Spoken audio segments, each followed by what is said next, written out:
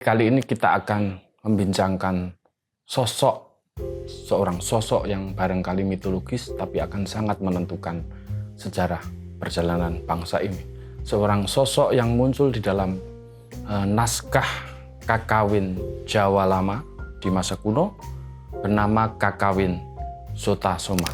Sosok ini dimunculkan di dalam Kakawin Sutasoma. Dari mulut sosok inilah keluar frase kalimat bernama Bhinneka Tunggal Ika. Siapa sosok ini? Kemudian apa yang dikisahkan oleh Kakawin Sutasoma ini hingga melahirkan moto bernama Bhinneka Tunggal Ika? Saksikan di Jas Merah bersama saya, Irfan Afifi. Adalah pertama-tama dan pada tahap utamanya membangun jiwa bangsa.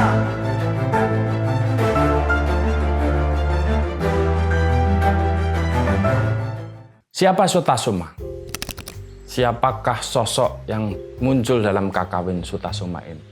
Nah, Sutasoma adalah tokoh yang dimunculkan dalam Kakawin Sutasoma ini yang dikarang oleh Empu Tantular ya.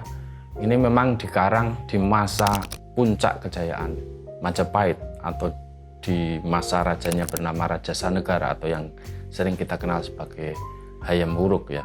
Nah, sosok ini dimunculkan oleh Kakawin Sutasoma dan pengarang yang bernama Empu Tantular ya.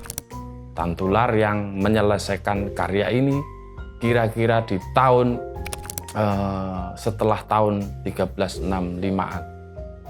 Nah, secara umum Kakawin Sutasoma ini yang memunculkan tokoh Sutasoma ini, kita mendapati kutipan Bhinneka Tunggal Ika dalam fase kalimatnya yang muncul dari mulut Sutasoma. Kakawin ini kalau kita periksa lebih bernuansa Buddhis. Kita tahu di masa Majapahit itu sedikitnya ada dua aliran jalan kebenaran agama. Yang pertama adalah Siwa atau Hindu Siwa gitu ya. Yang kedua adalah Buddha atau Buddha Mahayana gitu ya. Nah, dua aliran ini saling bertarung dan Kakawin Sutasoma ini lebih mengedepankan unsur bercorak Buddhismenya.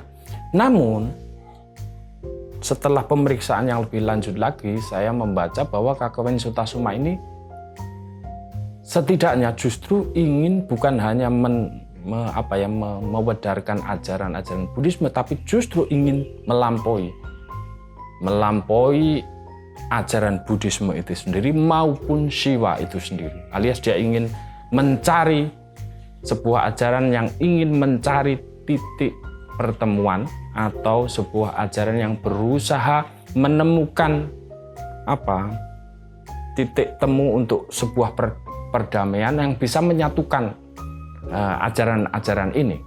Empu Tantular seolah-olah ya ingin mengambil inspirasinya dari kisah-kisah lama Buddhisme yang sering kita kenal dengan Jataka Buddhisme, yang itu kemudian diolah dan kemudian memunculkan sosok bernama Sutasoma ini. Yang dari mulut sosok inilah keluar usaha untuk pertama kalinya di dalam catatan sejarah kita, usaha untuk menemukan visi pertemuan, titik pertemuan yang bisa mengatasi jalan kebenaran dari agama yang berbeda yang saling bertarung di Majapahit saat itu. Alias Kakawin Sutasoma ini beserta sosoknya Sutasoma ini adalah rekaman di masa lalu di mana bangsa kita atau leluhur dari bangsa kita sudah punya kapabilitas, sudah punya keinginan kuat untuk mencari titik pertemuan, titik kesatuan, titik yang bisa menyatukan dengan menanggalkan perbedaan, mencari visi persatuan dari jalan kebenaran agama yang saling berseteru. Lalu bagaimana kisah Kakawin ini menceritakan kisah sosok ini, Sutasoma ini? Bagaimana dia kemudian mengeluarkan frase Bhinneka Tunggal Ika ini? Saya sudah membaca beberapa karya Begawan Sastra Jawa Kuno yang sudah meneliti manuskrip ini ya, meneliti termasuk diantaranya misalnya Purbacaraka, Profesor Purbacaraka, Zoetmulder, kemudian juga ada salah satu disertasi PhD Suwito Santoso, dan kemudian saya menemukan satu lontar yang diterbitkan di Bali terkait Kakawin Sutasoma. Nah, dari hasil pembacaan Kakawin ini dengan membandingkan naskah lontar dan pembahasan dari para pakar ini, saya kemudian bisa menyarikan ya, saya akan sarikan untuk teman-teman sekalian bahwa kisah Sutasoma ini dimulai dari kisah di sebuah kerajaan. Syahdan diceritakan ada sebuah kerajaan bernama Astina. Kerajaan Astina ini dipimpin oleh seorang raja bernama Sri Mahaketu ya. Suatu saat kerajaannya geger karena ada banyak raksasa menyerang wilayahnya, menyerang desa-desa, menyerang pertapaan, membuat huru-hara, memangsa manusia, kemudian melahap manusia sehingga membuat kocar-kacir masyarakatnya. Nah, situasi huru-hara ini itu membuat gempar istana. Kemudian ada seorang Manindra atau seorang mungkin bahasa hari ini Brahmana kemudian menyarankan kepada sang raja Mahaketu bahwa huru-hara ini tidak akan pernah selesai, tidak akan pernah berhenti kecuali hanya bisa dihentikan oleh satu orang, yaitu seorang jina, atau jina itu manifestasi Buddha puncak yang lahir di dunia ini. Nah, itu harus lahir dari seorang keturunan raja. Sehingga sang Mahaketu bersemedi, mengheningkan cipta, meminta kepada Tuhan, kepada Dewata agar dianugerahi seorang putra yang nanti kelak akan bisa menjadi jina dan akan bisa menggantikan dan bisa meredakan huru-hara yang ditimbulkan oleh para raja raksasa ini. Nah, dari situlah kemudian berdoa, mengheningkan ciptaan, akhirnya terkabulkan. Lahirlah seorang putra Mahaketu. Nah, putranya ini kemudian yang akan diramalkan menjadi sang jina ini bernama Sutasoma. Akhirnya Sutasoma ini kemudian dididik dengan pendidikan agama yang ketat dan kemudian dicetak menjadi manusia dengan akhlak budi pekerti luhur, dengan berbudi utama ya. Nah, akhirnya berhasil gitu. Sehingga sampai dia mendekati dewasa, perilakunya menunjukkan dia seorang yang baik, berbudi utama, perilakunya penuh bela rasa dan lain sebagainya ya. Nah, akhirnya segera saja sang raja ingin menjadikannya, menggantikan rajanya, dilantik sebagai raja. Namun sang Sutasoma ini, Pangeran Sutasoma ini berkehendak lain. Dia justru malah pengen menjadi seorang pertapa. Nah, akhirnya dengan tidak bersetuju dengan ayahnya ini, kemudian Sutasoma di malam hari yang larut gitu ya, akhirnya menyelinap begitu keluar dari kerajaan. Kerajaan Astina gempar karena putranya kemudian hilang dari kerajaan. Nah, Sutasoma singkat cerita akhirnya berjalan menuju pertapaan di lereng gunung. Akhirnya dia masuk sebuah pertapaan setelah perjalanan beberapa hari gitu ya. Akhirnya di malam harinya di dekat desa pertapaan ini kemudian Sutasoma berdoa mengheningkan cipta di sebuah candi ya. Bekas candi, mungkin candi yang berada di sekitaran ini ya, sekitaran desa pertapaan ini. Nah, di dalam mengheningkan ciptanya ini, samadinya ini, dia kemudian menunjukkan keajaiban-keajaiban yang membuktikan bahwa dia adalah seorang tanda-tanda bahwa dia adalah seorang jina sejati, sang bodhisattva, alias manifestasi dari Buddha sejati yang terlahir di dunia gitu ya. Nah, keajaiban ini disaksikan oleh seorang Batara Batara Widyutkarali namanya, Widyutkarali. Nah, ini Batara mungkin juga manifestasi dari Dewa Bhairawi Durga ya gitu, yang menyaksikan Sutasoma ini menunjukkan sebagai tanda dia seorang jina sejati ya. Nah, akhirnya Batara Widyutkarali ini kemudian menampakkan dirinya dan kemudian bersujud kepada Sutasoma, alias mengafirmasi bahwa Sutasoma besok akan menjadi seorang jina yang akan meredamkan huru-hara. Gitu. Akhirnya sang Widyutkarali ini, Batara Widyutkarali ini kemudian memberikan semacam mantra penghancur kejahatan, Mahar Daya Dharani.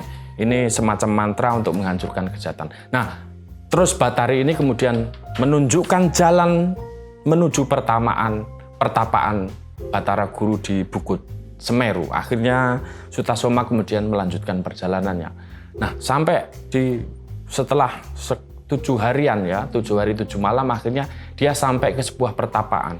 Dan oleh ketua pertapa ini kemudian ditemui, namanya ketua pertapaan ini namanya Ki Kesawa. Nah, Ki Kesawa ini ketemu dengan Sutasoma, kemudian Sutasoma kemudian meminta Ki Kesawa untuk mengantarkannya menuju ke puncak Gunung Meru atau Semeru ya. Akhirnya diantarkan dalam perjalanan, kemudian ketemu salah seorang teman Ki Kesawa yang juga seorang pertapa Buddhis kan, bernama Sumitra. Nah, Sumitra ini kemudian dikenalkan oleh Ki Kesawa ini bahwa Sutasoma adalah seorang Sakyamuni. Sakyamuni ya. Sakyamuni itu artinya sama, bahwa dia adalah titisan atau manifestasi dari Buddha yang tertinggi. Kira-kira begitu. Nah, dari perkenalan itu kemudian Ki Sumitra ini kemudian menceritakan kisah terkait huru-hara raksasa, raja raksasa yang menimbulkan huru-hara di banyak kerajaan ya, bahwa huru-hara ini diciptakan oleh seorang raja raksasa. Raja raksasa ini dulu kalau menurut Ki Sumitra ini atau Sumitra ini dianggap dulu masih keturunan atau masih titisan raksasa yang dahulu namanya Suciloma ya. Raksasa yang dulu kemudian menitis ke raksasa ini, yang raksasa ini namanya bernama adalah Jayantaka atau Prabu Jayantaka. Nah, Prabu Jayantaka ini dulu pernah bertapa keras di hadapan Dewa Durga gitu ya, sehingga akhirnya diberi kesaktian yang luar biasa. Sebuah kesaktian Vimana atau dikasih kendaraan yang sakti yang membuatnya tidak bisa dibunuh oleh siapapun, baik oleh manusia maupun oleh dewata.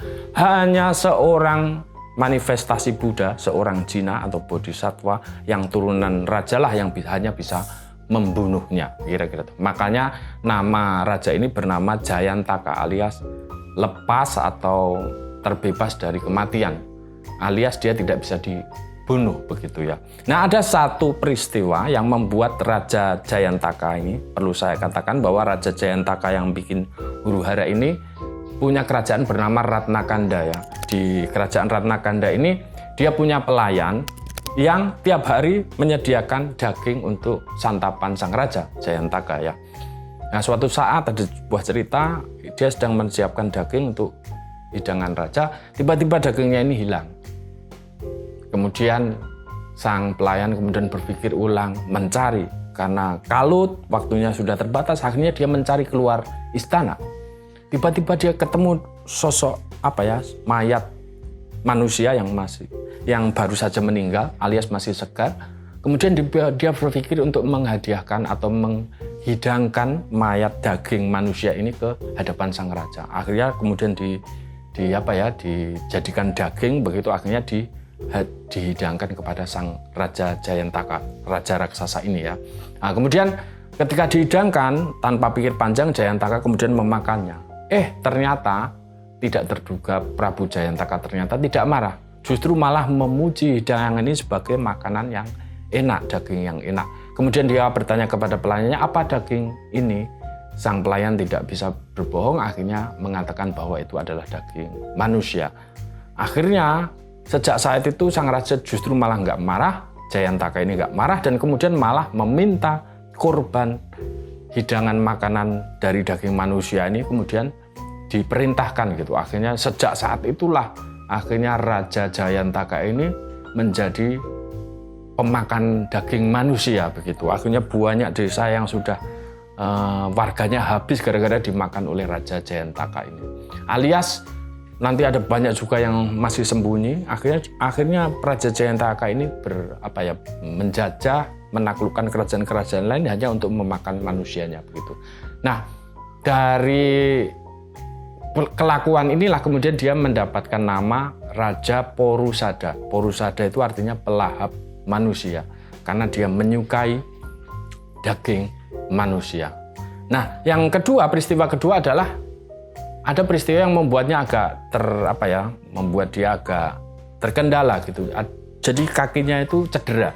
Kakinya cedera sehingga membuat dia sangat kerepotan begitu. Akhirnya dia berjanji kepada Batara Kala bahwa jika kakiku ini sembuh, saya bukan hanya akan memakan manusia-manusia, daging manusia, tapi saya akan mempersembahkan 100 raja yang akan menjadi santapan Batara Kala.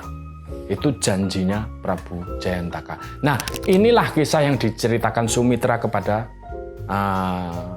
Sutasoma, bahwa huru-hara kerajaan yang hari ini melanda kerajaannya dan juga kerajaan-kerajaan lain itu disebabkan oleh raja raksasa bernama Jayantaka yang berkerajaan di Ratnakanda.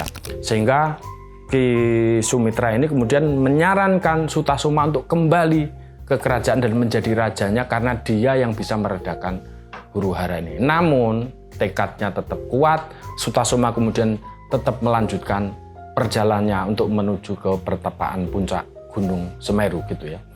Akhirnya dia, bahkan ini ada Dewa Bumi itu juga ikut muncul untuk menyarankan Sutasoma ini pulang ke kerajaan agar segera huru-hara raksasa ini diatasi. Namun sekali lagi Sutasoma tidak mau, akhirnya melanjutkan perjalanannya dengan Ki Kesawa yang tadi menemaninya.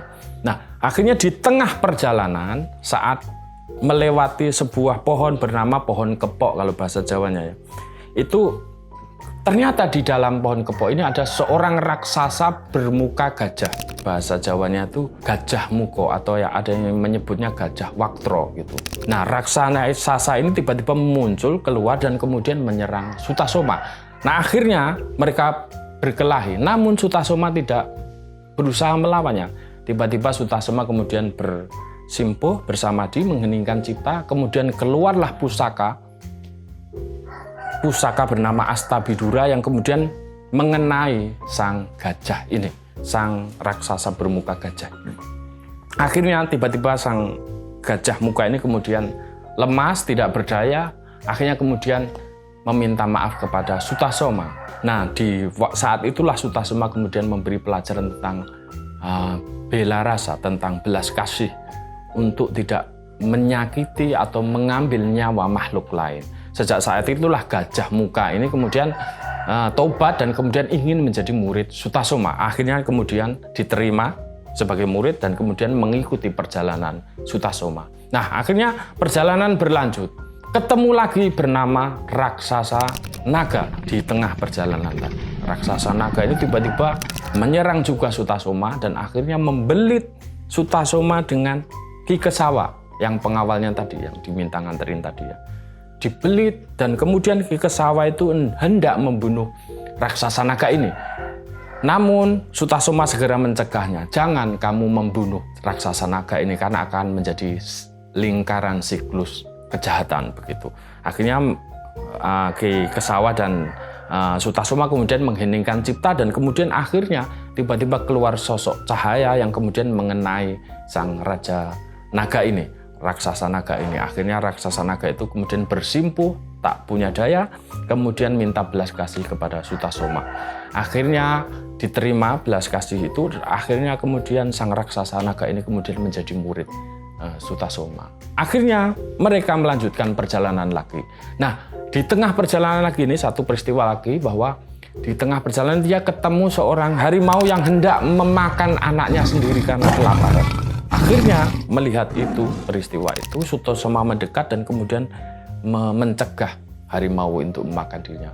Bahkan Sutasoma kemudian menawarkan dirinya untuk dimakan oleh sang harimau. Akhirnya harimau segera meloncat dan kemudian memakan daging Sutasoma, kemudian darahnya disesap oleh harimau itu. Akhirnya Sutasoma meninggal. Nah, si harimau ini tiba-tiba teraliri oleh darah Sutasoma. Dan itu akhirnya membuat sang harimau kemudian merasa bersalah. Akhirnya dia merasa tercerai oleh darahnya Sutasoma. Ini kemudian merasa dia meminta kepada pengawalnya Ki Kesawa untuk membunuhnya karena sudah berbuat salah kepada Sutasoma.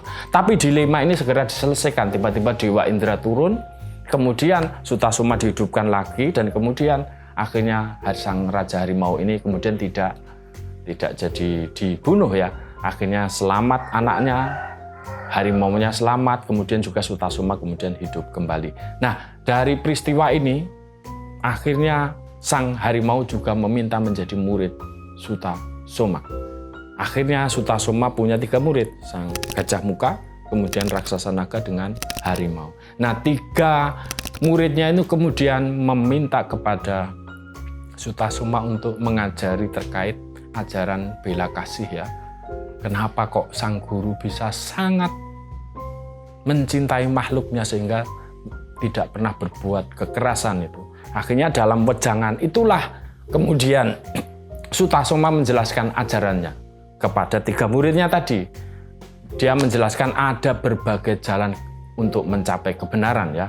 Ada berbagai jalan yang semuanya ada godaannya sendiri-sendiri, tapi intinya adalah jalan untuk mencapai kedamaian yang tidak lagi terperikan, alias kedamaian yang sudah tak terperikan, tak terpikirkan lagi. Acintya sunya gitu. Jadi sebuah jalan kedamaian yang bisa membantu Anda keluar dari lingkaran penderitaan di dunia ini. Parama Nisraya. Nah, di saat itulah Sutasoma kemudian menjelaskan dari jalur-jalur ajaran kebenaran ini ya, kemudian menjelaskan bahwa seluruh jalan ini sebenarnya maksudnya sama gitu ya. Cuma nanti jalan ini bisa dilampaui, mencari visi titik kesamaan. Nah, pada saat menyebarkan ajaran inilah dia keluar kalimat Bhinneka Tunggal Ika. Kira-kira gitu ya. Nah, setelah peristiwa itu kemudian 3 muridnya ini kemudian disuruh bertapa sendiri-sendiri di pertapaan yang berbeda. Akhirnya kemudian Sutasoma melanjutkan perjalanannya. Akhirnya Sutasoma kemudian naik ke puncak Meru, kemudian bertapa di atas gunung ya. Nah, di sana itu Dewa Wisnu juga nggak tinggal diam. Akhirnya dia menyuruh mengirimkan para putri gitu ya, para cewek-cewek untuk mengganggu Sutasoma dalam bertapa. Namun ini gagal ya. Sampai misalnya Wisnu harus turun sendiri menyamar sebagai perempuan untuk menggoda Sutasoma. Sehingga perempuan samaran Wisnu ini kemudian mau mencium kaki Sutasoma. Tiba-tiba Sutasoma berubah menjadi sang Wairocana, alias seseorang capaian yang sudah mencapai tingkat tertinggi Buddha gitu ya. Orang yang sudah tercerai pengetahuan mutlak. Orang yang sudah tercerai pengetahuan hakikat kemutlakan, di mana setiap jalan kebenaran akan bertemu di titik ini. Jalan kebenaran agama akan ketemu di titik ini. Sebuah pengetahuan bernama Prajna Paramita, alias pengetahuan tentang visi yang tidak lagi, visi hakikat yang tidak lagi mendua itu ya. Jadi ini tentang visi, saya membayangkan ini tentang visi keesaan ya, visi keesaan bahwa sebenarnya seluruh kebenaran yang beraneka itu pasti muncul dari sang kebenaran tunggal. Nah, kira-kira gitu ya. Nah, akhirnya Sutasoma berhasil menyelesaikan pertapaannya, kemudian dia turun gunung. Nah, ketika turun gunung itu dia ketemu dua gelombang pasukan gitu ya yang sedang bertarung. Ternyata itu adalah pertarungan antara Prabu Dasabahu dengan anak buah raksasa Jayantaka yang saya sebutkan tadi ya. Tapi anak buahnya gitu sedang bertarung. Nah, anak buahnya Jayantaka ini kalah perang. Kemudian lari kepada Sutasoma yang baru hadir gitu ya. Akhirnya meminta perlindungan Sutasoma. Akhirnya Sutasoma kemudian berdialog dengan Prabu Dasabahu.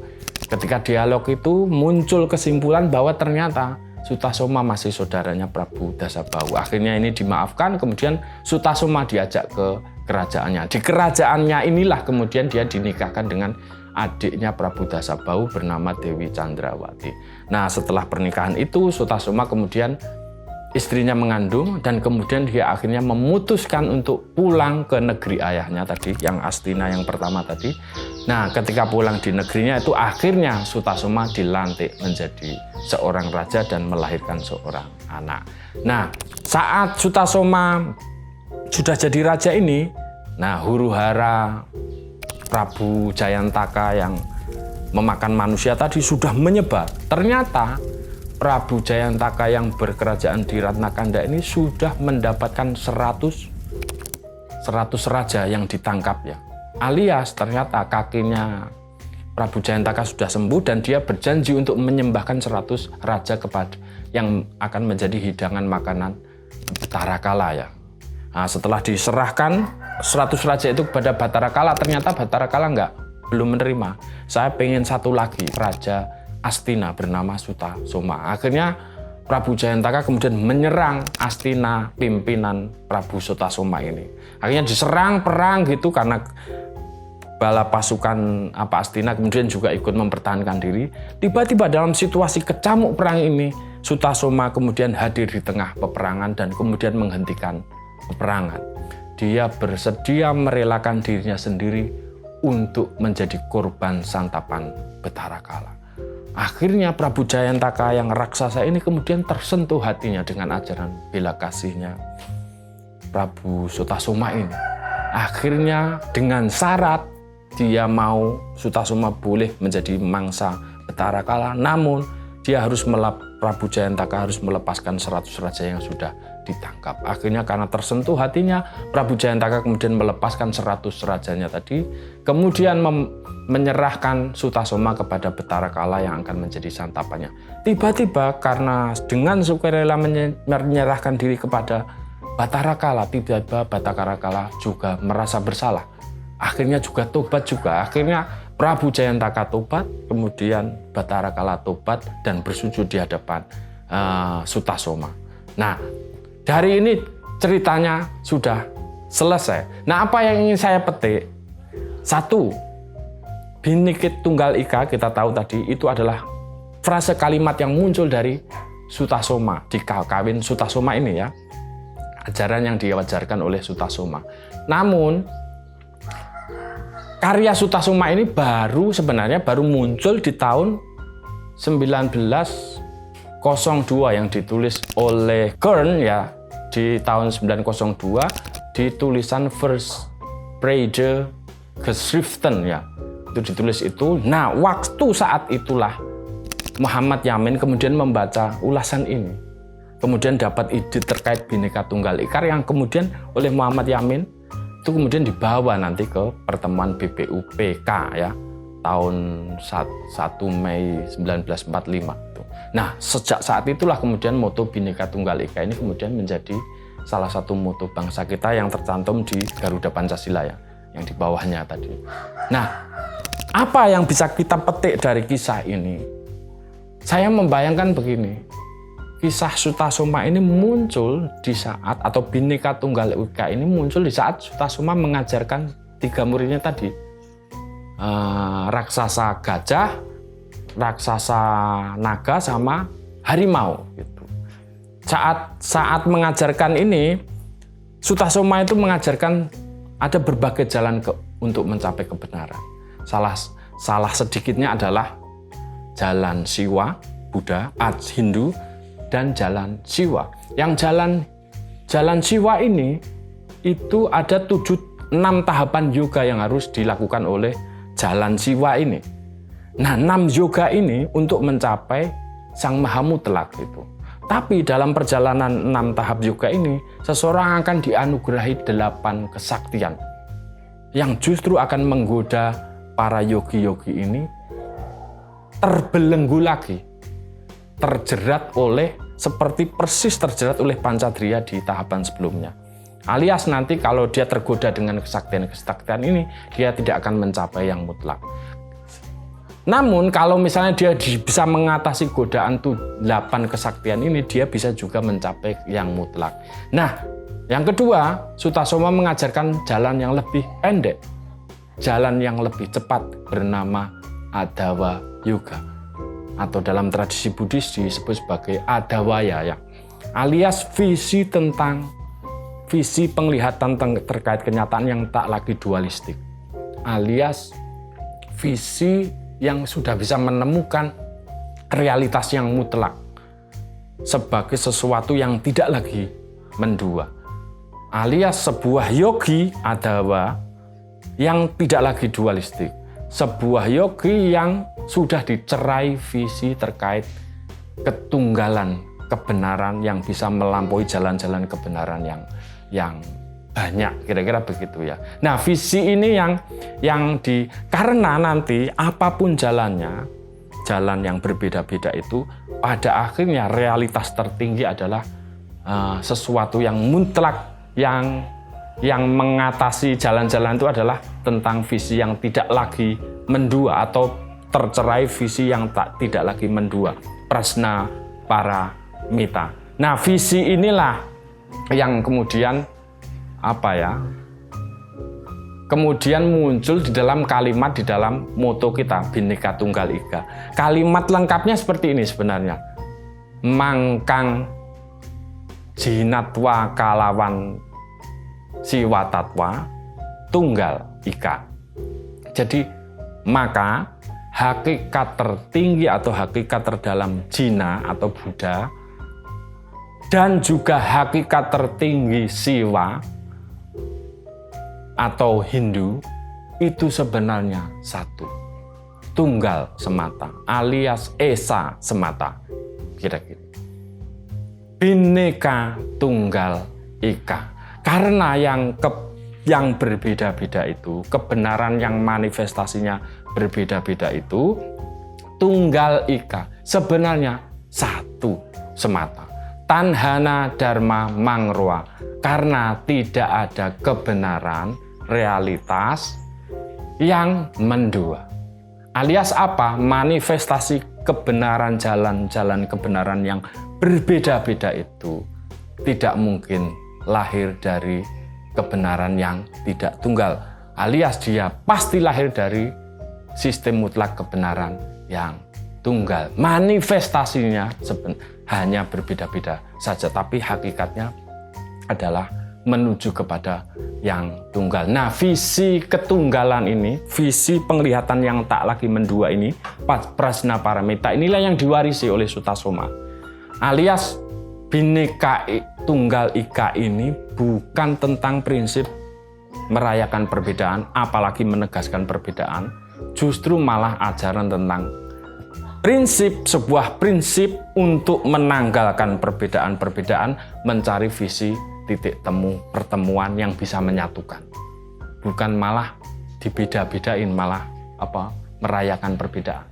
Sebuah visi yang bisa diikat dari titik pertemuan yang bisa menyatukan perbedaan jalan-jalan kebenaran, alias visi tentang keesaan, visi tentang ketuhanan yang Maha Esa. Nah, keesaan inilah yang akan merawat jalan kebenaran yang berbeda-beda ini agar semakin meningkat kebenarannya menuju kepada kebenaran yang esa, yang lebih mutlak, yang bisa menyatukan banyak jalan kebenaran. Nah, ini adalah tokoh Sutasoma dan Kakawin Sutasoma, sebuah capaian, sebuah kapabilitas untuk menanggalkan perbedaan-perbedaan dan menemukan satu titik pertemuan yang bisa menyatukan. Terima kasih.